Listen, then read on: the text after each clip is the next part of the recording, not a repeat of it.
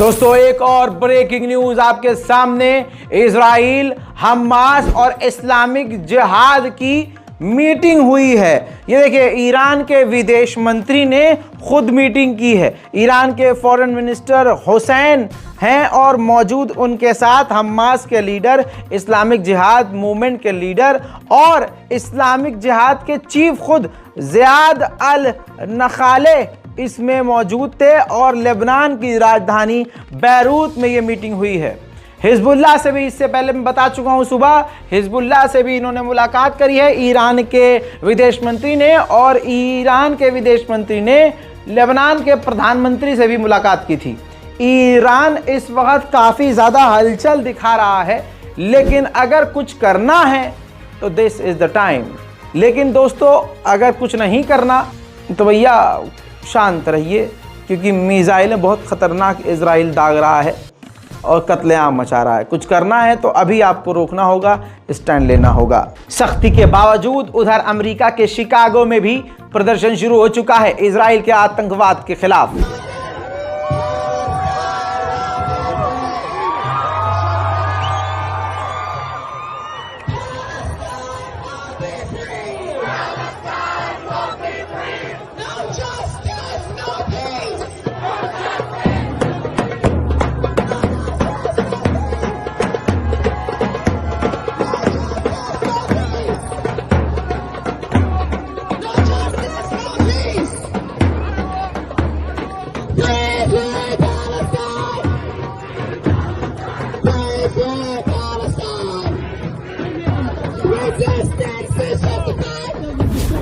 उधर रजब Tayyip Erdogan, तुर्की के राष्ट्रपति ने पूरी दुनिया से अपील की है, बोलिए, सच के साथ खड़े होइए और जालिम के खिलाफ बोलिए। रजब तैयब एर्दोगान ने कहा कि मैं अपील करता हूं कि गाजा के लोगों के साथ गलत हो रहा है, उन पर पानी बंद कर दिया गया, खाना बंद कर दिया गया, मेडिकल हेल्प बंद कर दी गई है, हर तरह से उनको मारा और काटा जा रहा है। ये सरासर गलत है, इंटरनेशनल लॉ का उल्लंघन है। मेहरबानी करके दुनिया बोले। लेकिन मैं रजब तैयब एर्दोगान से सवाल करना चाहता हूं, जब पूरी दुनिया के मुसलमान आप पर भरोसा कर रहे थे तो आप इजराइल के साथ डील कर रहे थे। जब पूरी दुनिया को आपने अर्तुगरुल गाजी दिखाकर अपनी इमेज बदलने की कोशिश की तो दुनिया भर के मासूम मुसलमानों ने तुम पर भरोसा किया। लेकिन उसके बाद आपने इजराइल के साथ पीस डील साइन कर ली। उसके बाद आपने इजराइल के साथ गैस का लेन देन शुरू किया। उसके बाद इजराइल के साथ आपने ट्रेड चालू किया। उसके बाद इजराइल को आपने तुर्की बुलाया। इसके बाद आप खुद इजराइल गए। इजराइल के विदेश मंत्री तुर्की आए। जब पूरी दुनिया के मुसलमान आप पर भरोसा कर रहे थे, आपको सलाम कर रहे थे, तो आपने दुनिया भर के मुसलमानों की पीठ में छुरा घोंपने का काम किया। इस जंग की शुरुआत में आपने अपनी चोंच बंद रखी एर्दोगान साहब, और आखिर में जब लाश के टुकड़े बिखर गए, जब सैकड़ों बच्चे मारे गए, जब गाजा की जमीन पर खून बहने लगा, तब थोड़ी सी शर्म इसलिए आई क्योंकि तुम्हारे मुल्क के लोग ईमानदार हैं। सड़क पर निकलकर सवाल करने लगे। सत्ता हाथ से न चली जाए, इसलिए तुम्हारे अंदर की मरी हुई गैरत ने थोड़ा सा अपने आप को हिलाकर जिंदा किया। तब आपकी जुबान से ये 4 लफ्ज निकल रहे हैं, शर्म आनी चाहिए। फिलिस्तीन के प्राइम मिनिस्टर ने जानकारी ये दी है, यानी अलर्ट जारी किया है कि इजराइल गाजा के अंदर जेनोसाइड कर रहा है। उधर रशिया पूरी तरह से फिलिस्तीन के साथ खड़ा है। रशिया में फिलिस्तीन की एम्बेसी के बाहर रूस के लोग शहीदों को फूल चढ़ा रहे हैं।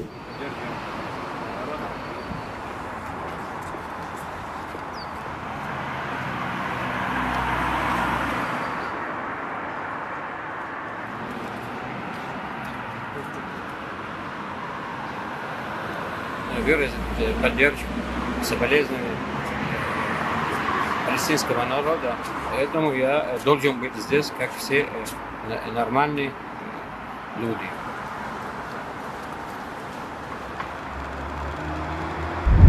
एक बड़ी जानकारी यूक्रेन और रूस की जंग से आ रही है। जो यूक्रेन में सैनिक रूस के हैं, जो रूस और यूक्रेन के जंग में रूसी सेना से इजराइल के फौजी लड़ रहे हैं, वो अब खुदा हाफिज टाटा बाय बाय बोलकर इजराइल वापस रवाना हो रहे हैं अपने देश के लिए लड़ने के लिए।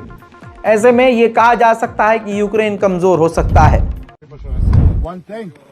Last thing. Boys, wait. Okay. Great work. Hard work. Отлично, Like тяжелая you said, работа. so much more to do. Но еще очень много предстоит сделать. But my brothers, ready for it, yes? Но вы, мои братья, вы готовы уже. Slava Ukraine!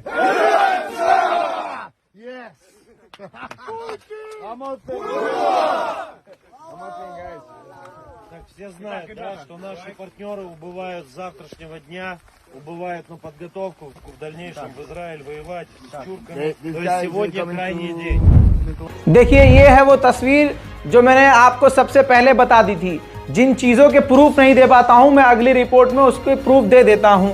आप ये देखिए, तुर्की ने जो 2 जहाज भर भर कर इजिप्त मदद भेजी थी, वो यही मदद है।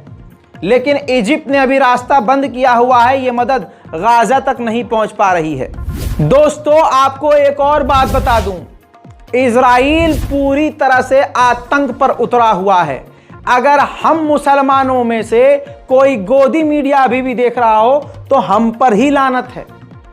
गोदी मीडिया वही बोलेगी जो योगी और मोदी और अमित शाह का आदेश होगा।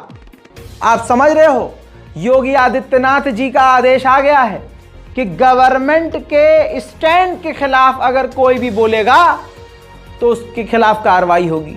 तो यानी अगर सरकार झूठ बोले तो आप भी उनके साथ झूठे बन जाओ। सरकार कहे सही को गलत तो सही को गलत बोल दो, सरकार कहे दिन को रात तो दिन को रात बोल दो।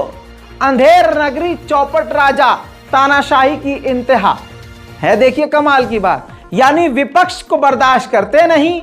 अब अंतरराष्ट्रीय लेवल पर कोई मुद्दा उठ रहा है तो उस पर भी भारत के मुसलमान अपना स्टैंड नहीं रख सकते। यह है जुल्म की इंतहा। खैर मेरे दोस्तों, मैं आपको बता दूं कि इजराइल का दोगलापन यह है कि इजराइल ने क्या कहा गाजा से कि आप लोग निकल जाइए वेस्ट की तरफ अगर आपको अपनी जान बचानी है। लेकिन जब गाजा के लोग अपनी गाड़ियों में अपने परिवार को और साजो सामान को रख के निकल रहे हैं तो सिविलियंस की गाड़ी पर भी मिसाइल दाग दे रहा है इजराइल। सबूत दिखाऊं? लीजिए देखिए और शर्म कीजिए अगर आप इजराइल के साथ खड़े हैं।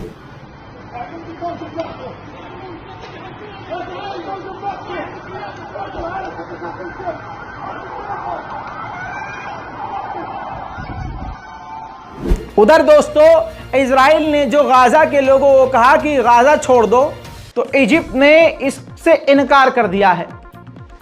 कह दिया है कि गाजा के लोगों को अपनी जगह छोड़ने की जरूरत नहीं है। 2 चीजें हैं, या तो इजिप्ट चाहता नहीं कि गाजा के लोग उसके यहाँ आए, या तो इजिप्ट ये चाहता है, ये सोच रहा है कि अगर गाजा के लोग अपनी जगह को छोड़ देंगे तो उस पर इजराइल का कब्जा हो जाएगा। आपको क्या लगता है कमेंट जरूर कीजिए। दोस्तों, लेबनान और इजराइल के बीच भी जंग चल रही है, गोलीबारी चल रही है तड़ातड़, और मैं आपको ये रोजे दोवुम से यानी दूसरे दिन से बता रहा हूं। देख लीजिए।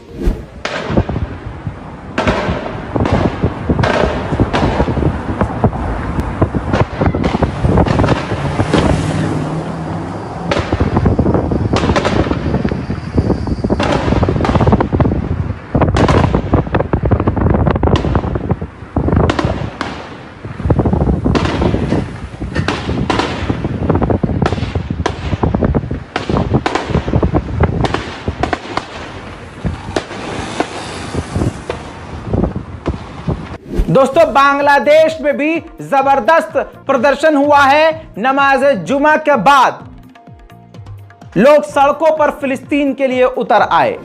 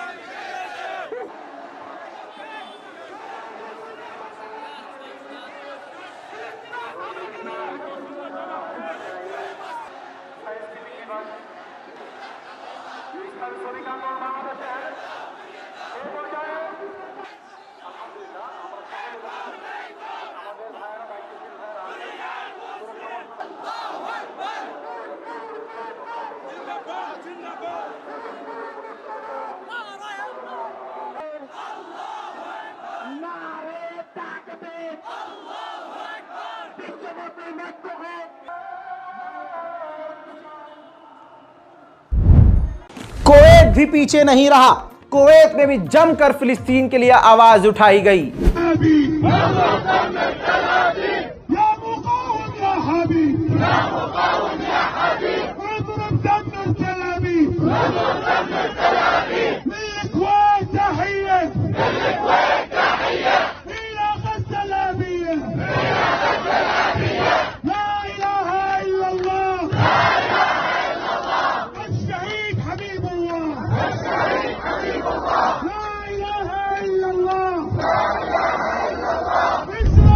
बात करें हमारे नीचे की तरफ, पायदान की तरफ, श्रीलंका, तो वहां भी जोरदार प्रदर्शन इजराइल के खिलाफ हुआ है।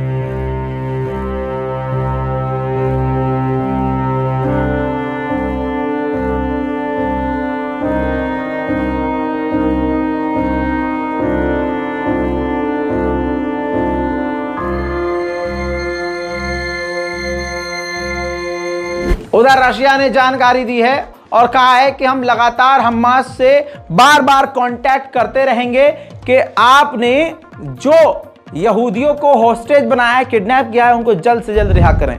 आईडीएफ ने कंफर्म कर दिया है, इजराइल की गवर्नमेंट ने कंफर्म कर दिया है, 120 यहूदी और विदेशी, टोटल मिलाकर 120 लोग इजराइल और विदेशी गाजा के अंदर हैं जो किडनैप हैं। वहीं आईडीएफ ने यह भी बता दिया है कि पिछले 24 घंटे में हमने गाजा के कई इलाकों में घुसपैठ करी है अपने लोगों को बचाने के लिए, उनको ढूंढने के लिए। दोस्तों, गाजा पर देर रात को 9 बजे के बाद फिर से हमला हुआ, जहां पर अहमद यासीन मस्जिद के बेहद करीब आग लग गई और पूरी बिल्डिंग तबाह हो गई। मंजर आप